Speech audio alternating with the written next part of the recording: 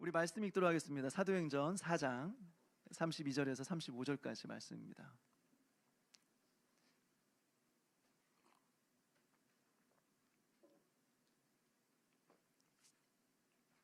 사도행전 4장 32절에서 35절까지의 말씀. 네, 우리 짧은 구절이니까요. 같이 한 목소리로 읽겠습니다. 시작. 믿는 무리가 한 마음과 한 뜻이 되어 모든 물건을 서로 통용하고 자기 재물을 조금이라도 자기 것이라 하는 이가 하나도 없더라. 사도들이 큰 권능으로 주 예수의 부활을 증언하니 무리가 큰 은혜를 받아 그 중에 가난한 사람이 없으니 이는 밭과 그 집 있는 자는 팔아 그 판것의 값을 가져다가 사도들의 발 앞에 두매 그들이 각 사람의 필요를 따라 나누어 줌이라. 아멘. 우리 한번 같이 기도하겠습니다. 하나님 아버지, 오늘도 하나님께서 우리에게 거룩한 주를 허락하여 주시고 예배의 자리에 불러 말씀 앞에 서게 하여 주심을 감사드립니다. 온 교회가 이 말씀 앞에 또 깨닫고 순종하게 하여 주시옵소서. 그래서 교회 하나됨 그리고 사랑의 나눔이 있는 그런 교회 될 수 있도록, 이 일에 우리가 쓰임받을 수 있도록, 순종할 수 있도록 은혜 베풀어 주시옵소서. 감사를 드리옵고 예수님의 이름으로 기도하옵나이다. 아멘. 계속해서 성도의 공동생활이라고 하는 설교 시리즈를 여러분들과 함께 나누고 있습니다. 그리고 오늘은 사랑과 나눔, 이 나눔이라는 주제로 말씀을 좀 전하려고 합니다. 오늘 우리가 함께 읽은 사도행전 말씀은요, 성령 강림 사건을 배경으로 하고 있습니다. 성령 강림 사건에는 세 가지 정도의 의미가 있는데요, 첫 번째로는 선교적인 의미가 있습니다. 이전까지는 복음을 전했지만 이 복음이 예루살렘 안에서만, 이스라엘 안에서만 복음이 전파됐습니다. 그래서 예수님을 따르던 소수의 사람들만 예수님을 믿고 죄사함의 은혜를 누리게 되었습니다. 근데 성령 강림 사건 이후에는 이제 복음이 이스라엘을 뛰어넘어가는 거죠. 그 장벽을 뛰어넘어가서 로마에까지 이제 복음이 전해지게 되는 겁니다. 둘째로 설교사적인 의미가 있습니다. 이전까지 사람들이 성경을 알고 있었지만 그 의미가 무엇인지는 정확히 알지 못했어요. 예수님께서 성경의 내용을 풀어서 설교를 해주셨지만 예수님을 따르던 제자들조차도 그 말씀이 뭔 말인지 이해를 못했어요. 그래서 맨날 끝나고 나서 예수님 이게 무슨 의미입니까? 이게 무슨 뜻입니까? 항상 물어봤죠. 그래서 성령께서 오시자 어떻게 되었냐면, 베드로의 설교 앞에서 사람들이 예수는 그리스도시구나, 예수 그리스도가 구약에서 말씀하시는 진정한 메시아, 진정한 구원자구나 라는 것을 실제적으로 깨닫게 되었습니다. 셋째로 교회론적인 의미가 있습니다. 성령 강림 사건 이후에 사람들이 복음을 듣고 오늘날 의미의 이제 교회가 시작이 된 거죠. 그래서 모여서 이제 공동생활을 이루기 시작했습니다. 그리고 그 특징이 무엇이냐? 서로의 자기가 가진 것을 팔아서 서로에게 필요한 것을 나누는 나눔의 공동체가 되었다라고 하는 거죠. 여러분, 이것이 초대교회의 모습이었습니다. 이 중에서 오늘 여러분들과 함께 나눌 주제는요, 바로 이 나눔에 대한 부분이에요. 교회는 함께 모여서 공동생활을 이루어 가는데 그 가장 두드러진 특징이 무엇이냐? 나눔의 공동체라는 거예요. 서로의 가진 것을 나누는 공동체다라고 하는 거죠. 그렇지만 여러분, 여기서 우리가 좀 주의해야 될 것이 있습니다. 이것은 오늘날 문자 그대로 적용하기는 어렵습니다. 초대교회처럼 집에 있는 것을 전부 다 팔아서 교회에 바치고 교회는 그것으로 가난한 사람들을 돌아보는 그런 사역을 문자 그대로 하기는 참 어렵다라고 하는 거죠. 그래서 모든 교인들의 경제적인 수준을 비슷하게 맞춘다? 여러분, 오늘날에는 참 어렵습니다. 어려운 문제입니다. 왜 그럴까요? 이것은 그 당시에 특수성이 있었습니다. 그때는 과부들이 많이 있었고 고아들이 참 많이 있었어요. 그 사람들은 누군가 도와주지 않으면 오늘 하루 먹고 살 수가 없어요. 먹을 게 없어요. 그래서 그 당시에 교회의 주된 사역은 무엇이냐? 세미나 수련회, 여러분 이런 거 없었습니다. 그냥 배고픈 사람 굶주리지 않게, 밥 못 먹는 사람 밥 먹을 수 있게 도와주는 것이 교회에 정말 중요한, 가장 중요한 사역이 있어요. 그래서 교회에서 가장 중요한 이 사역들 때문에 집사들을 이때 뽑은 겁니다. 이거 하려고 집사가 처음 생겨난 겁니다. 근데 오늘날은 어떻습니까? 교회가 그것만 하는 것은 아니죠. 물질을 모아서 배고픈 사람 도와주고 나눠주고 밥 먹이고 이것만 하진 않습니다. 다양한 사역들이 있고 또 다양한 곳에 물질을 흘려보내는 것이죠. 뿐만 아니라 오늘날 가난한 사람들을 돕는 대부분의 사역들은요, 나라에서, 국가 차원에서, 복지 차원에서 진행을 하고 있습니다. 교회에서 한 달에 5만 원, 10만 원 이 정도가 아니라 국가 차원에서 차상위 계층, 기초생활 수급자 이런 걸 구분해서 훨씬 더 잘 도와주고 있어요. 교회가 돕는 것보다 비교할 수 없이 잘 국가에서 책임지고 도와주고 있습니다. 그리고 요즘 보면 연봉이 많든 적든 자기 가족 먹고 살기도 참 빠듯해요. 돈 많이 버는 사람들은 그만큼 많이 써요. 그리고 돈을 못 버는 사람들, 적게 버는 사람들은 또 없으니까 근근히 살아가요. 그러니까 많이 버는 사람이나 적게 버는 사람들이나 늘 쪼들리기는 마찬가지예요. 대표적인 예로 여러분, 우리나라 사람들 조사를 했습니다. 도대체 자산이 어느 정도 있어야 부자라고 생각합니까? 부동산, 동산 다 포함해서 얼마 정도 모아 있으면 부자라고 생각할까요? 질문한 적이 있어요. 여러분, 사람들이 뭐라고 답변할 줄 아십니까? 여러분 생각할 때 집에 얼마 정도 쌓아 있어야 나는 부자다 생각할 수 있을 것 같아요? 얼마 정도 있으면 될까요? 조사해 보니까요, 내가 부자다라고 생각하려면 최소한 100억이 있어야 된대요. 100억이 있어야 내가 부자구나 생각한대요. 이게 오늘날 우리나라 사람들의 기준입니다. 근데 여러분, 우리 중에 집에 100억 있는 사람 있습니까? 통장에 100억 있는 사람 있습니까? 제가 알기로는 없는 것 같습니다. 없는 걸로 알고 있어요. 그러니까 대부분은 굶을 정도로 가난하진 않아요. 그 정도로 가난한 사람 없습니다, 우리 중에. 그렇다고 스스로 넉넉하다, 나는 부자다 하면서 살아가는 사람들도 우리 중에는 거의 없다라고 하는 거죠. 그런데 어떻습니까? 그런 상황에서 내 집 마련한다고 돈 다 쏟아붓고, 아이들 키우면서 아이들 교육시킨다고, 학원 보낸다고, 대학교 보낸다고 학비까지 쏟아부으면 없어요. 그것뿐이겠습니까? 또 아이들 결혼시켜야 돼요. 예전에는 누가 도와줘요? 자기들이 다 알아서 했죠. 정말 무슨 뼈대 있는 집안 아니고서는 자기들이 다 돈 모아서 자기들 힘으로 결혼하고 자기들 힘으로 집 마련하고 자기들 힘으로 살아갔어요. 그러면서 부모님을 공경하면서 봉양하면서 살아갔어요. 근데 요즘에 어떻습니까? 집값이 너무 올라서 이제는 집에 살 수가 없는 거예요. 그래서 결혼을 못 해요. 부모님이 도와줘야 돼요. 그러니까 거기에 또 부모들은 돈을 쏟아 부으니까 가진 게 없어요. 그러니까 나이는 들어가는데 모아놓은 돈은 거의 없고, 나이가 60, 70이 넘어가는데 지금까지도 평생 쉬지 않고 수고하고 고생하며 살아갔는데 그렇게 편안하게 못 살아요. 나이가 들었는데도 먹고 살기 위해서 뭐라도 해야 돼요. 아니면 불안해 살 수가 없어요. 그러니까 어떻게 자신의 가진 것을 다 팔아서 교회에 바치고 가난한 사람들에게 나눠줄 수 있겠습니까? 어떻게 부의 평등을 우리가 이룰 수 있겠습니까? 현실적으로는 불가능한 거예요. 그러나 여러분, 여기서 말하고자 하는 것은 문자적으로 그대로 해야 된다라는 것은 아닙니다. 그렇게 하기는 어려워요. 여기서 핵심은 정신이에요. 정신. 교회는 서로가 나누는 것을, 가진 것을 나누는 나눔의 공동체다라고 하는 이 정신이에요. 이것이 있을 때 진정한 공동체, 진정한 교회가 될 수 있다라고 하는 것을 오늘 말씀은 가르쳐주고 있습니다.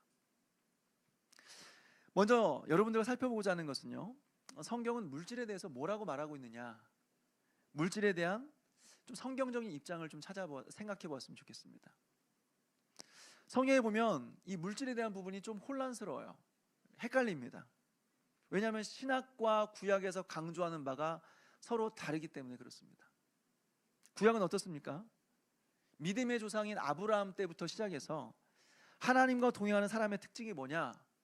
하나님과 동행하는 사람의 특징은 부자였다는 겁니다. 부자였습니다. 다시 말해서 하나님의 복은 정확하게 물질의 복이었습니다. 그래서 예수님이 부자는 하나님 나라에 들어가기 어렵다라고 말씀하시니까 제자들이 깜짝 놀라면서 그럼 누가 구원받습니까? 우리 중에 누가 구원받을 수 있습니까? 라고 물어봤어요. 제자들이 이렇게 말한 이유는 하나님의 복은 물질의 복이라는 거예요. 다시 말해서 가난한 사람들은 하나님께 복받은 자들이 아니라는 거예요.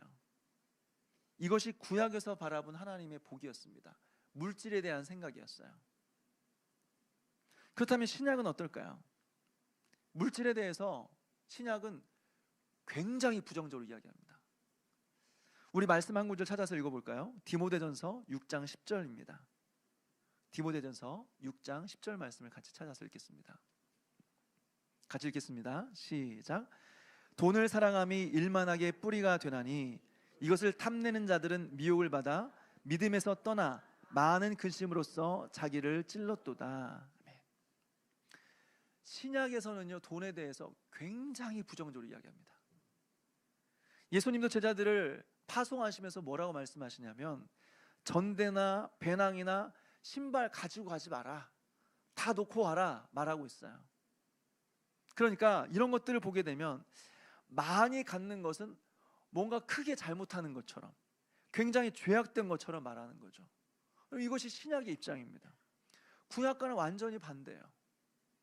그렇다면 여러분, 이 둘 사이에서 우리는 어떻게 물질에 대한 부분을 정리할 수 있을까요? 먼저 우리가 성경을 통해서 알 수 있는 사실은, 먼저는 물질은 선하다는 것입니다.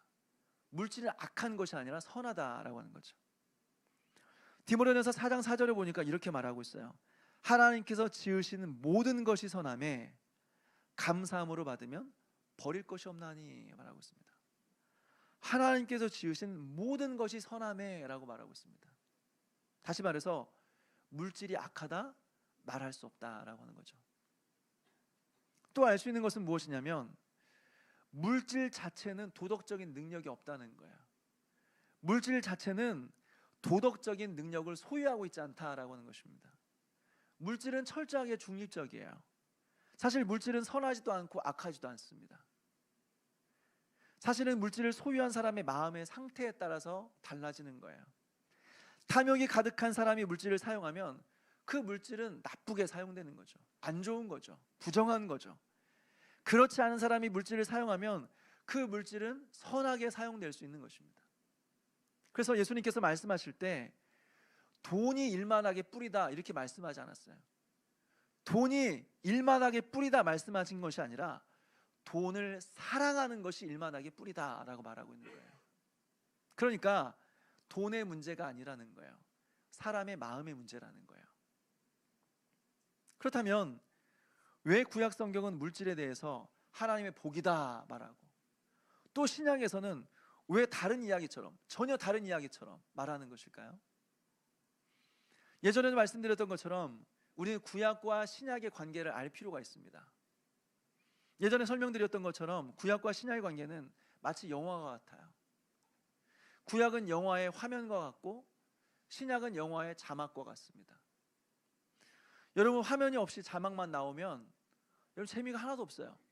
무슨 내용이든 정확히 합니다. 이 말 하고 있구나, 이런 대화가 오가고 있구나, 지금 이런 내용이 흘러가고 있구나. 화면이 안 나오면 재미가 하나도 없어요. 그리고 화면은 나오는데 자막이 없어요. 재밌어요. 뭔가 볼만한 것들이 있어요. 흥미로워요. 뭔 내용인지를 몰라요. 왜 우는지를 몰라요. 구약과 신약이 바로 이런 관계입니다. 구약은 그림을 보여줘요. 신약은 그 내용을 설명해줘요. 이 두 가지가 같이 있을 때 정확히 우리는 성경의 의미를 깨달을 수 있는 거예요. 그렇다면 이 물질에 대한 구약과 신약의 가르침, 그것의 종합적인 결론은 무엇이냐?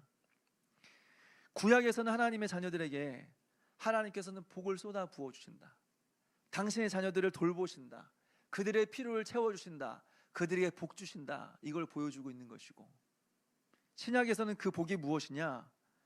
그 복은 예수 그리스도시다 라는 것을 보여주고 싶은 거예요. 그 충만하고 풍성한 메마르지 않은 하나님의 복이 무엇이냐? 그게 바로 예수 그리스도시다. 이것이 구약과 신약에서 말하고자 하는 핵심이에요. 예수 그리스도가 복이라는 거예요. 그러면 물질은 뭐냐? 그러면 돈은 뭐냐? 여러분, 사실 아무것도 아니에요. 별거 아니에요. 돈은 성경의 관심사가 애초부터 아니에요. 없어요. 그것은 하나님의 복도 아니고 믿음의 증거도 아니에요. 여러분, 건강도 마찬가지입니다. 건강하면 좋죠. 감사하죠. 그리고 건강 하나님의 은혜 맞습니다. 그렇지만 건강하다고 해서, 장수했다고 해서 그것이 하나님의 복이다, 믿음의 증거다 말할 수 없는 거예요. 그것은 태생부터 달라질 수 있는 것이고 자기 관리하기 나름인 거예요. 그게 믿음이 좋아서 그런 게 아닐 수 있는 거죠. 생각해 보십시오. 예수님은 어떻습니까? 예수님이 이 땅에 태어나셨을 때 정말 가난한 목수의 아들로 태어나셨어요.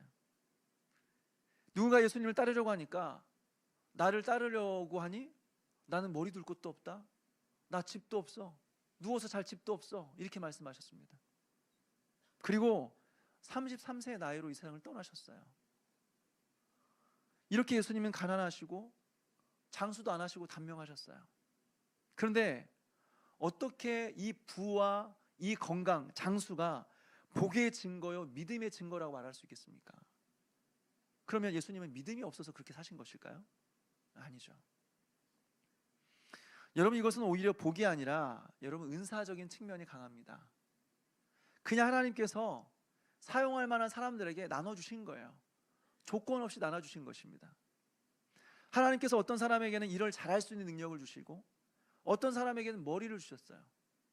어떤 사람에게는 잘 섬길 수 있는 성품을 주시고, 또 어떤 사람에게 조직을 잘 이끌어갈 수 있는 리더십을 주신 거예요.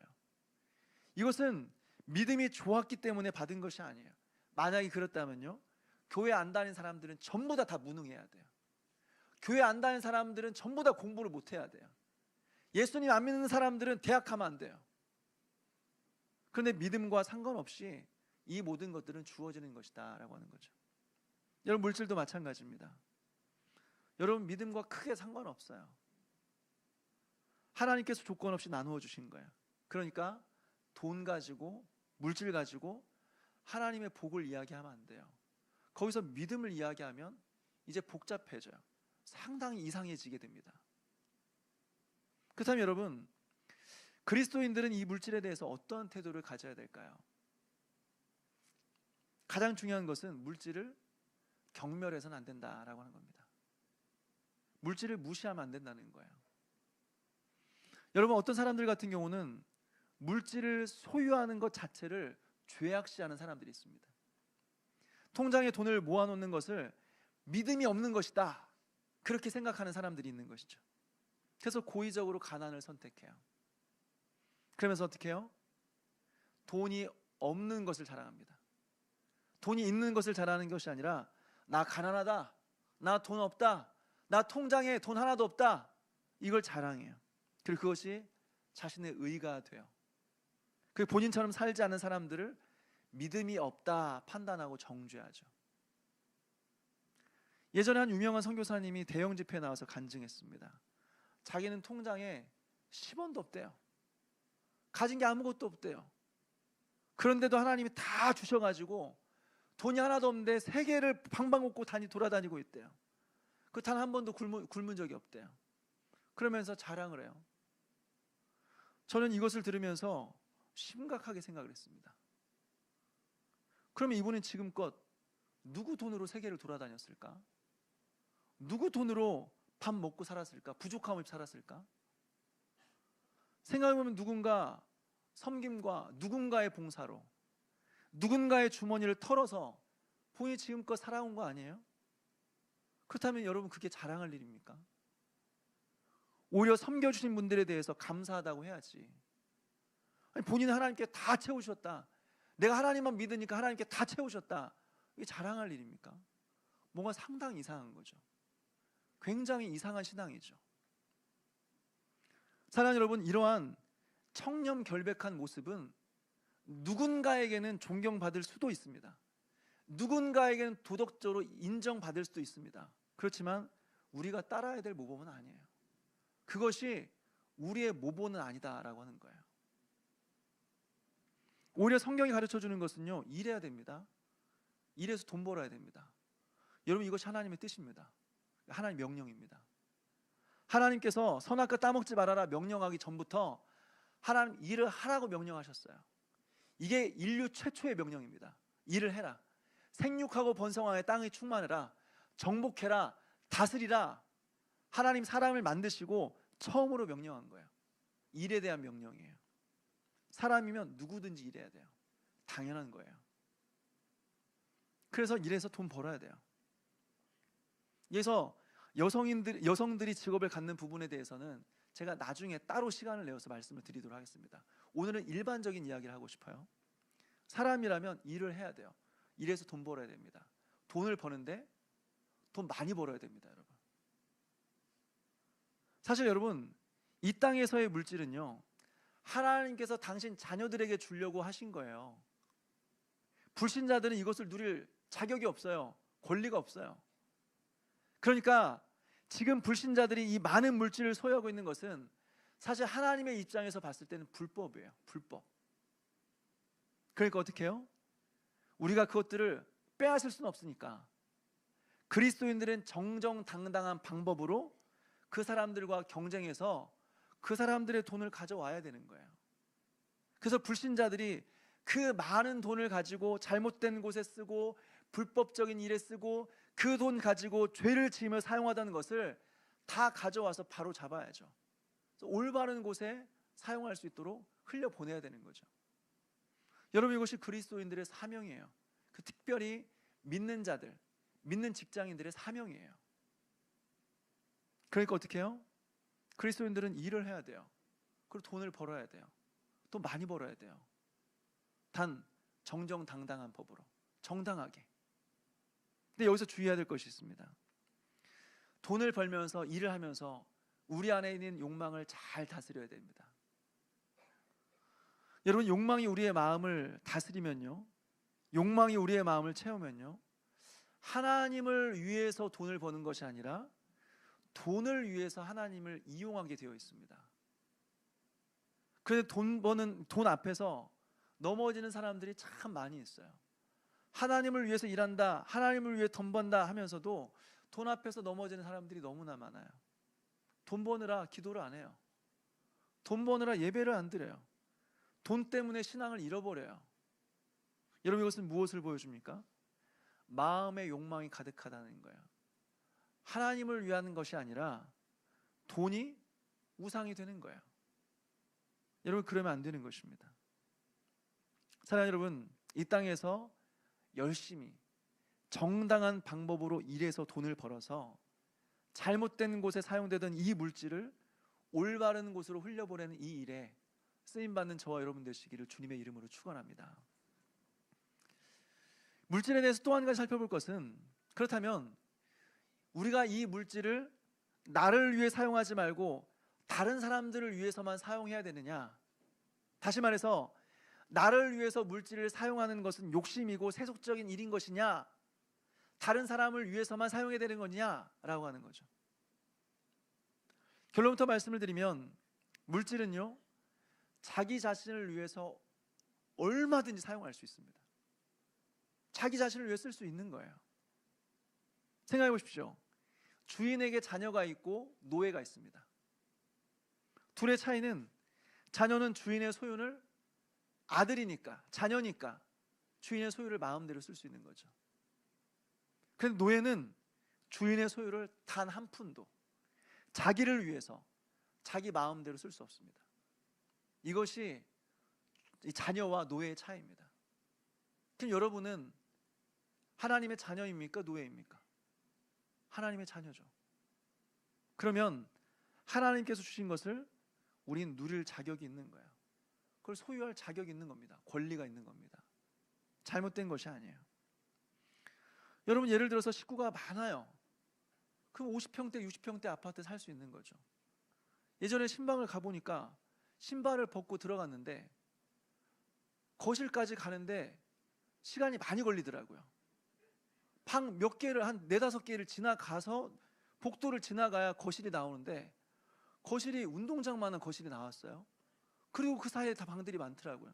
그래서 집사님 몇 평이나 돼요? 저 한 70평 됩니다. 예전에는 더 컸는데 좀 줄였습니다 하더라고요. 아니, 돈이 있고 능력 있으면 넓은 곳 사는 게 무슨 죄예요? 뭐가 잘못이에요? 살면 되는 거죠.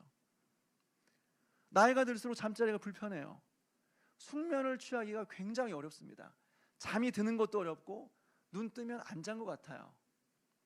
그러니까 침대에 투자할 수 있는 거죠. 그래서 어떤 사람 얘기 들어보니까요, 침대 하나가 7천만 원이래요. 7천만 원짜리 침대에 잔대요. 근데 여러분, 뭐가 잘못이에요? 무슨 문제가 있습니까? 돈이 있어서, 자기가 필요해서 침대를 사서 쓴다는데 무슨 문제예요? 또 맛있는 거 먹는 것에 대해서 돈을 쓸 수 있죠. 요즘 유명해진 흑백 요리사에 나왔던 안성재 셰프가 있어요. 그 사람이 운영하는 식당을 가면 한 끼에 40 몇만 원이래요. 한 끼에. 함께 가족끼리 먹는데 40 몇만 원이 아니라 한 사람당 40 몇만 원이래요. 근데 이번에는 또 새로운 식당을 개업을 했는데 더 비싸대요. 한 끼에. 근데 뭔 상관이에요? 매일 그렇게 먹는 것도 아니고 어쩌다 한번 먹는데 그 정도 비용 지불할 수 있는 거죠. 또 어떤 사람은 능력이 돼요. 능력이 돼서 자녀들 과외도 시키고 유학 보내요. 뭐가 잘못입니까? 또 어떤 사람들은 여름마다 해외여행 다녀요. 요즘에는 국내 여행보다 해외여행이 더 싸대요. 뭐 다닐 수 있는 거죠. 비싸면 어때요? 뭐 유럽 여행 뭐 1,000만 원, 2,000만 원 가족들을 위해 쓴다는데 뭐가 문제예요? 왜 해외여행을 못 갑니까? 뭐가 문제입니까? 여러분, 이것을 보면서 어느 누구도 비난할 수 없는 거예요. 그리고 비난해서도 안 돼요. 저 사람 저 집 팔면 우리 같은 사람 집 10채 살 수 있을 텐데, 저 사람 저 한 끼 식사 우리 집 한 달 식사비인데 저렇게 돈을 낭비하다니 저 못 쓸 사람이야. 왜 그렇게 생각하세요? 사람들마다 가치관이 있는 겁니다. 대부분의 사람들은 아무리 돈이 많아도 여러분 모든 부분에 낭비하지 않습니다. 어떤 사람은 참 검소한데 여행 다니는 것에 있어서만큼은 돈을 많이 쓰는 사람이 있어요. 또 어떤 사람들은 다른 곳에는 절대 돈을 쓰지 않는데 먹는 것에 있어서만큼은 돈을 아끼지 않은 사람들이 있습니다. 또 어떤 사람들은 집은 없는데 차는 좋은 거 타야 된다. 그러면서 돈을 한 달에 막 돈을 쏟아 부으면서도 외제차를 타는 사람들이 있어요. 여러분, 그것은 각자의 가치관이에요. 가치관이에요.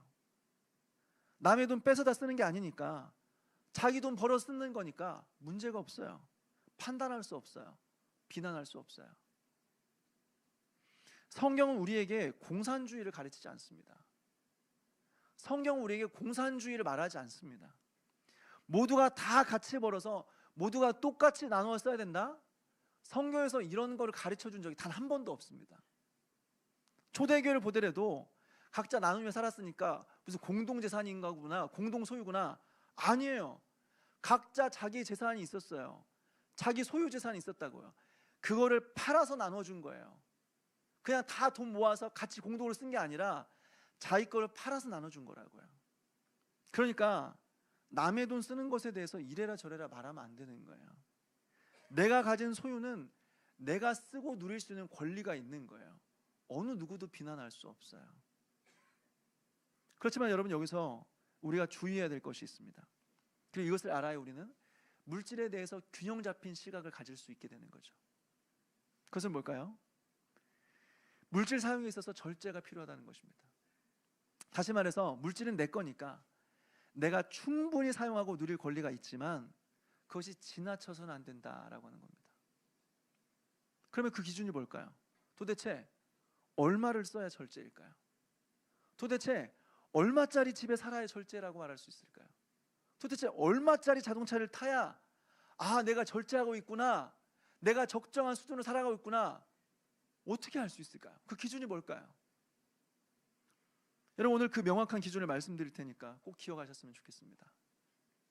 물질을 사용하는 기준은 이것입니다. 물질이 너무 많아요. 그래서 물질을 사용하는 것이, 물질을 쓰는 게 너무 재미있어요. 그래서 하나님과의 관계가 멀어질 정도가 되면 여러분, 거기까지인 겁니다. 거기까지인 거예요. 물질이 너무 풍족해서 하나님을 의지할 필요가 없을 정도가 되면 여러분, 거기까지예요. 그 이상 하면 절대 안 되는 거예요. 그러면 더 이상 물질은요, 복이 아니에요. 그 물질은 저주예요. 저주. 이런 사람들에게 필요한 것은 이것입니다. 물질 사용의 즐거움이 아니라 하나님께로부터 오는 즐거움을 배워야 돼요. 이게 먼저예요. 다시 말해서 물질로 인한 기쁨이 우리에게 영원한 기쁨, 완벽한 기쁨을 줄 수 없다는 사실을 깊이 깨달아야 돼요. 그래야 물질이 우리에게 비로소 복이 될 수 있는 거예요. 그래야 우리가 살 수 있는 거예요. 사랑하는 여러분, 하나님께 주신 물질을 누리면서 살아가되 진정한 기쁨이 사실 우리 하나님에게 있음을 기억하면서 하나님만 즐거워하며 살아가는 저와 여러분 되시기를 주님의 이름으로 축원합니다. 마지막으로 나누고 싶은 것은 교회는 그 물질을 나누는 곳이다라고 하는 것입니다. 정당하게 내가 돈을 벌어서 일해서 돈 버는 것이 우리의 사명이고 그것을 우리는 충분히 누릴 수 있는 자격이 있지만, 그렇지만 우리가 교회라고 한다면 그것을 또 필요한 곳에 흘려보낼 수 있는 나눔의 공동체가 바로 교회다라고 하는 것이죠. 그러나 여러분, 그렇다고 해서 성도들 사이에서 돈 빌려주는 거 안 됩니다. 분명히 제가 오늘 말씀드립니다. 돈 빌려주는 거 안 됩니다. 보증 안 됩니다, 여러분. 성경에 문자로 써 있습니다. 성경에 보증 서지 말라고 성경에 문자로 기록되어 있습니다. 왜요? 돈이 있고의 없고의 문제가 아니라 돈 때문에 사람을 잃어버려요. 사람은 믿을 수 있는데 돈을 믿을 수가 없어요. 그러니까 성도들 사이에서 여러분, 돈 거래는 안 됩니다. 돈 거래는 안 돼요. 만약 돈을 빌려달라고 하는 사람이 있으면요, 차라리 받을 생각하지 말고 그냥 주십시오. 그 외에는 돈 거래는 안 되는 거예요. 돈 빌려주고 이자 받는다? 여러분, 그 범죄입니다. 교회 안에서는 죄입니다, 여러분. 만약 그렇게 되면 우린 사람을 잃어버리고 교회는 큰 시험에 빠지게 돼요. 제가 예전에 참 넉넉하지 않았을 때, 지금도 이렇게 아주 부자는 아니지만 예전에 진짜 정말 하루하루 근근히 살아갈 때 돈을 모아놓은 돈이 있는데, 저보다 형편이 어려운 그런 이제 친구가 오랜만에 만났어요. 근데 오랜만에 보니까 신학교를 들어갔대요. 근데 형편이 너무 어렵대요. 돈을 좀 빌려달래요. 통장에 있는 돈을 전체를 줬습니다. 통장에 있는 전체를 줬어요. 그 당시에 저에겐 너무나 큰 돈이었습니다. 그러니까 조만간 갚겠대요. 근데 10년 동안 연락이 없어요. 10년 동안 연락이 없더라고요. 나중에 제가 너무 마음 가운데 그 돈의 아까움과 그렇게 힘들게 줬는데 언제까지 갚겠다는 말도 없이 너무나 괘씸하고 너무 힘들어서 하나님 앞에 기도하다가 문자를 보냈어요. 안 갚아도 된다. 그냥 너 가져라. 네 거다. 없던 걸로 하자.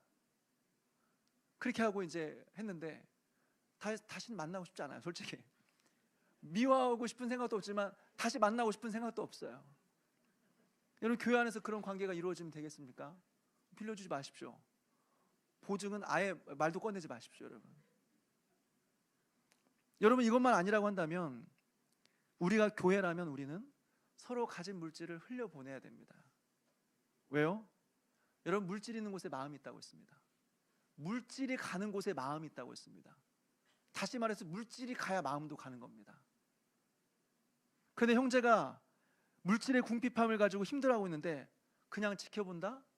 그러면 안 되는 거죠. 있을 수 없는 거죠. 나도 형편이 넉넉하지 않지만 내 주머니를 열어서 도와주는 거죠. 그럼 어떻게 될까요? 받는 사람 받기만 하고 그만두겠습니까? 내가 받는 거 당연하다. 나는 당연히 섬김을 받아야 될 사람이지, 나는 섬김받기 위해 태어난 사람, 이러고 끝나겠습니까? 아니죠. 받은 사랑을 기억하고 또 다른 사람에게 흘려보내겠죠. 또 받은 사람은 또 다른 사람들에게 그것을 흘려보내겠죠. 그래서 교회 안에서 물질이 흘러가고 사랑이 흘러가는 것입니다. 여러분, 생각해 보십시오. 우리의 몸도 피가 돌아야, 혈액순환이 잘 돼야 건강이 유지가 되지 않습니까? 교회도 마찬가지예요. 사랑이 흘러서 돌아다녀야 돼요. 사랑이 막 흘러가야 돼요. 그래야 교회의 건강 유지가 되는 것입니다. 그런데 사랑이 흘러가는 것을 우리가 어떻게 눈으로 볼 수 있어요? 어떻게 눈에 보여요? 물질이 흘러가는 것을 통해서 우리 사랑이 흘러가는 것을 보게 되는 것입니다. 각자 필요한 것을 나눠주면서 우리의 사랑이 서로에게 흘러가는 것을 보게 되는 거죠. 그러면서 우리 교회가 건강한 교회구나 라는 것을 깨닫게 되는 거죠. 여러분, 이런 면에서 볼 때 일산 한사랑교회는 참 나눔이 풍성한 교회입니다. 사실 오늘 말씀 안 들어도 돼요. 이미 풍성한 나눔이 진행되고 있다고 생각이 돼요. 뭐만 있으면 준비해서 막 집집마다 막 돌아다니면서 나눠줘요. 아프신 분들 있으면 막 음식 싸가지고 막 가서 나눠줘요. 어떻게 해서든지 암 섬기려고 하는 게 아니라 어떻게 해서든지 섬기려고 해요. 나눔이 차고 넘쳐요. 차고 넘쳐요. 너무 감사해요. 지난번에도 온 가족 야유회를 하는데 경품 찬조해달라고 하니까 막 경품이 차고 넘쳐요. 막 차고 넘쳐요. 그러니까 오신 분들이 다 경품을 받아가셨어요. 한 사람도 빠짐없이 다 경품 받아가셨어요. 저는 이런 야유회를 태어나서 처음 경험해봤어요. 어떻게 한 사람도 빠짐없이 다 선물 하나씩 들고 가요. 그냥 나눠주는 게 아니라 경품 추첨인데 경품 추첨을 다 받아갔어요. 너무 감사하죠. 그렇지만 바라는 것은요, 이 나눔이 더 확대됐으면 좋겠어요. 우리 안에서 물질이 흘러가는 것에 모두가 동참하고 그리고 이것이 계속될 수 있었으면 좋겠어요. 여러분, 다른 것은 없습니다. 여러분, 이게 교회예요. 이게 사랑이에요. 이게 성도의 공동생활이에요. 서로의 필요한 것을 돌아보고 서로의 필요한 것을 채워주면서 물질이 흘러가고, 물질이 흘러가면서 마음이 흘러가고, 마음이 흘러가면서 사랑이 흘러가는 거죠. 여러분, 이게 교회 아닙니까? 그래서 여러분, 나누는 삶을 살아가게 되기를 주님의 이름으로 축원합니다. 점점 나눔의 기쁨을 우리가 더 알아갔으면 좋겠어요. 여러분, 진짜 하나님 앞에서 회개한 사람은요, 반드시입니다. 여러분, 진짜 하나님 앞에서 회개한 사람은 반드시 물질에 대한 인식의 변화가 있습니다. 그래서 요한 웨슬리가 뭐라고 말했냐면요, 지갑이 회개하지 않으면 진정으로 회개한 것이 아닙니다. 여러분의 지갑이 회개하지 않으면 여러분은 회개하지 않은 것입니다 라고 말했어요. 그만큼 돈에 대해서 인색한 사람은요, 아직 하나님의 은혜를 깊이 경험한 사람이 아닙니다. 은혜가 있으면 물질에 있어서 인색하지 않습니다. 필요한 곳에 아낌없이 흘려보낼 수 있는 것이죠. 여러분, 우리가 그런 성도가 되길 바랍니다. 그래서 우리 중에 쌀이 떨어져서 굶는 사람은 없을 거예요. 제가 알고 있기로는 우리 중에는 쌀이 떨어져서 밥 못 먹는 사람 없을 거예요.